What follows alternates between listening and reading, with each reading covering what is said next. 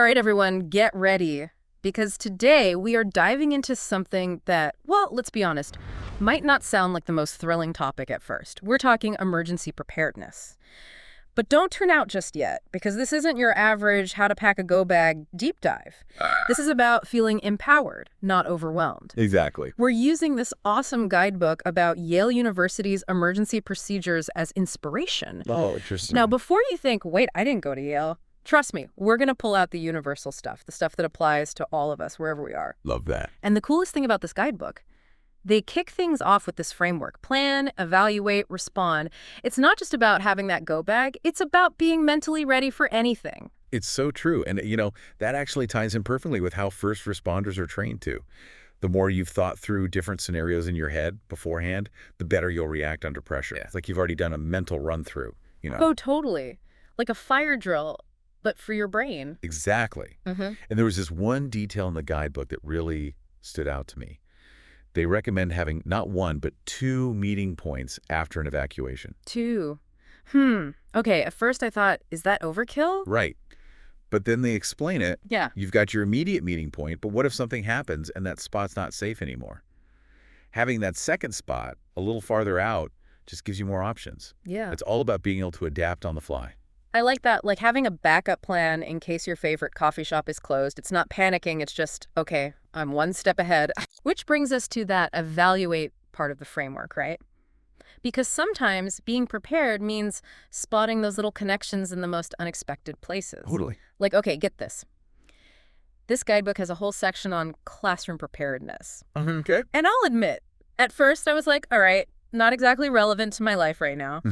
But then I started reading and whoa, some of these tips, pure gold. Doesn't matter what you're prepping for, this stuff is useful. Oh, I totally agree. That plan, evaluate, respond model, it's like surprisingly universal. Right. For example, they talk about having a class roster with everyone's phone numbers, easy to access. Yeah, makes sense in a classroom, sure. But think about it.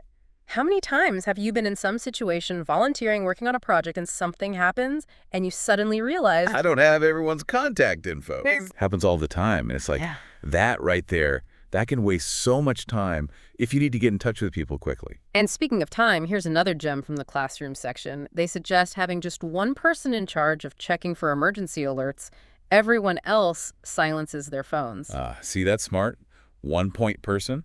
So you don't have everyone going crazy, checking 5 different sources. Exactly. One source of truth. That's key in an emergency. Now, this next one is interesting. The guidebook talks about this system Yale uses called code names. Basically, it's a way to signal for help if someone feels threatened. So instead of yelling, help, which could make things worse, you use a prearranged phrase. Now, I get that most of us aren't walking around campus every day. But the idea itself is so useful, right? Having those subtle signals, maybe it's a look, a phrase, something you've worked out with friends or family, just in case. Subtle, but effective. All right, so we've planned, we've evaluated. Are you ready to dive into the respond phase? Bring it on. All right, and since we're talking about unexpected events, let's tackle a topic everyone loves: weather. Okay, so weather. I gotta say, after reading this section of the guidebook, I feel like I could weather any storm. We're going beyond the usual stock up on batteries stuff here, though. That's still important, of course. But this is about, like, the less obvious stuff. Right, the things you might not even think to ask about, but they can make a huge difference. Totally. Like, they have this whole thing about storm surge versus storm tide.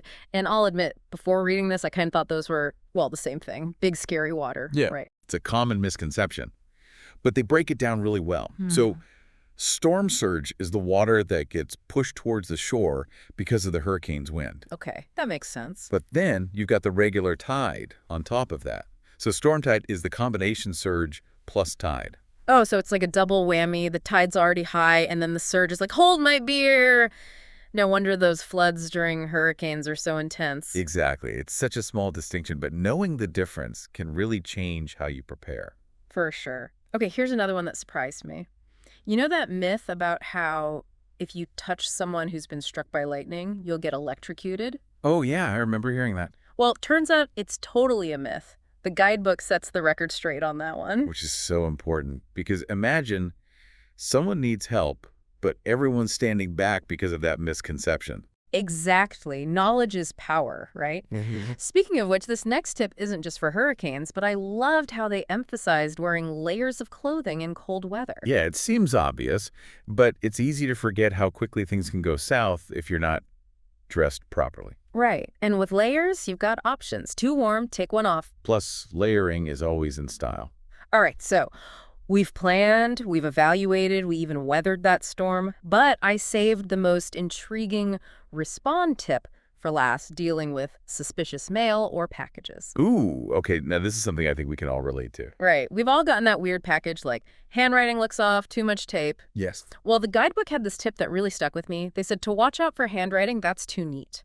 Apparently, that can be a sign of a forged return address. Wow, I never would have thought of that. It's like a reminder to pay attention to the little details, even with something as ordinary as, like, getting a package. Exactly. It's like that saying, the devil's in the details, right? Or in this case, maybe it's danger's in the details.